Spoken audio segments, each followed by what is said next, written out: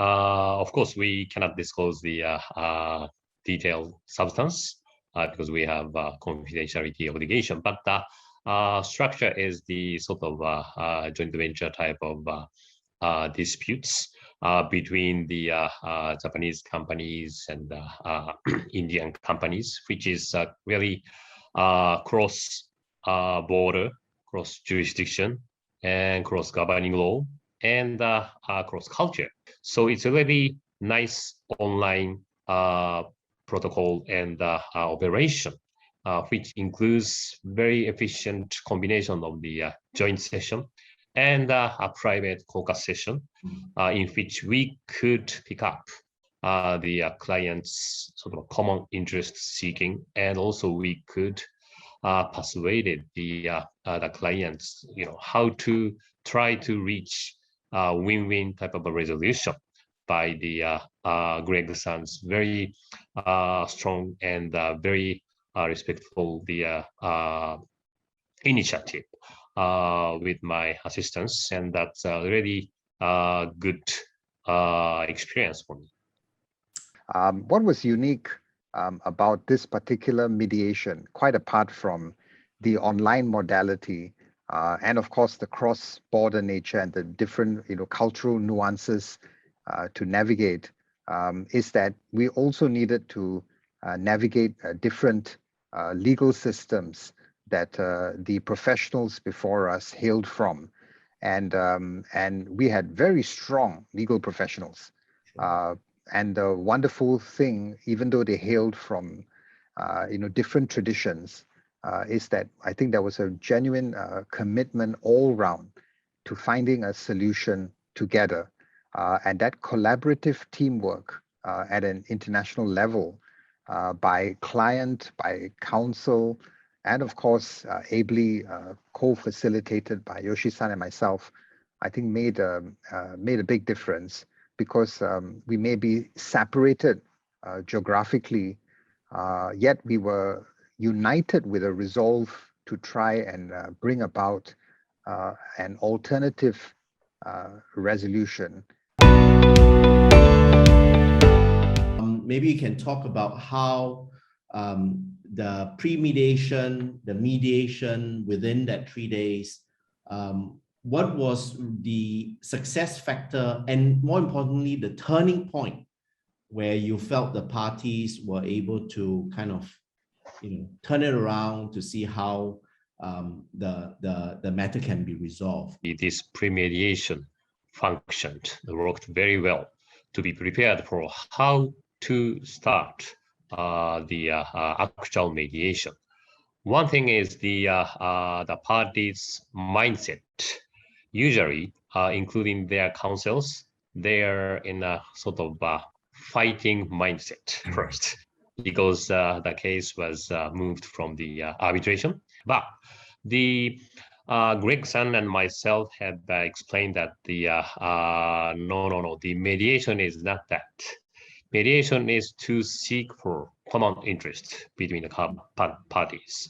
Not only the legal interest, but also for our commercial interests, as you mentioned, and also for how to proceed with the future business, even if they earn, sort of finish the relationship, or they will continue their relationship, whatever.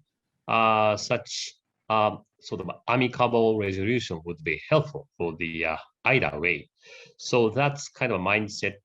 The explanation and understood by the both parties, quite good counsels. That was the sort of a first change and the turning point of this case. And then third, I'm calling it as the Greg and Yoshi's schedule, in which we showed which portion the parties agreed or not yet agreed. And the parties can actually realize that they are progressing. They are on the way of the reaching the amicable point in which they can achieve their common interest. So such sort of a Greg and Yoshi's schedule showing, and then the parties were on the same page. That was the turning point at the actual mediation. As Yoshi-san has also mentioned, we developed a schedule, and we were quite intentional in the way we developed the schedule to start off with where the parties were in convergent zones or, basically had agreed. And so by, basically showcasing the sort of quick fire wins or low hanging fruit where parties were already on the same page and agreed and dried and dusted. It's a question of how we move from there to the more contentious areas. And so by using that as an aid memoir, we were able to build from one peak to another agreement wise.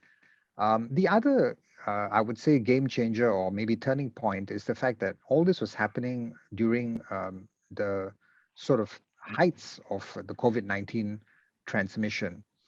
And so in that sense, when parties begin to reflect on the impact of COVID-19 on all of us, including the economy, then it underscores the commerciality of trying to find another resolution that allows parties to get back to doing what they need to do in terms of the business aspects so that, they can sort of, keep the ships stable or try and, operate in a very, very difficult external environment economically and not waste too much time in court processes, which can be draining your energy or resources and diluting your focus. And that was one of the, I think, strong cards that we also tried to play in the course of this mediation. Maybe so let me ask the question, how is two better than one, right? So we know that in mediation, often it's just one mediator. In this JIMC-SIMC Joint COVID Protocol, we came up with a slightly different approach. We said, hey, maybe we have two mediators would be more helpful, especially for cross-border case. How is two better than one? In a sense, you had the best of both worlds here. Basically, you have Yoshi-san, who's highly respected in his legal system, and essentially drawing from civil law tradition.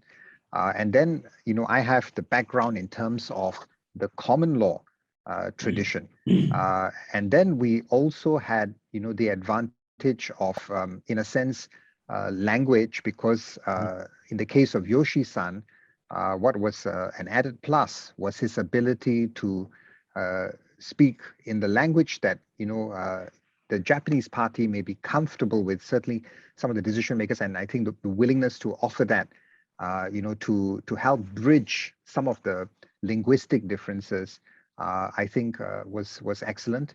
And likewise, although I had an easier task because, the Indian party had, essentially ability to converse in English, but yet you can see that, there's a little bit of a cultural affinity both ways. I think one aspect that we were super intentional about was in all our communications to both parties and even jointly, we were united, we were collaborative. And I think that was critical because, we didn't have a situation where, for example, the Japanese party may view Yoshi-san as their advocate and then they go to him, or the Indian party would view me as the advocate and then they go to me. And we end up then divided, but we were completely united. Although the parties might have been expecting the both the mediators should work as sort of a messenger or a translator.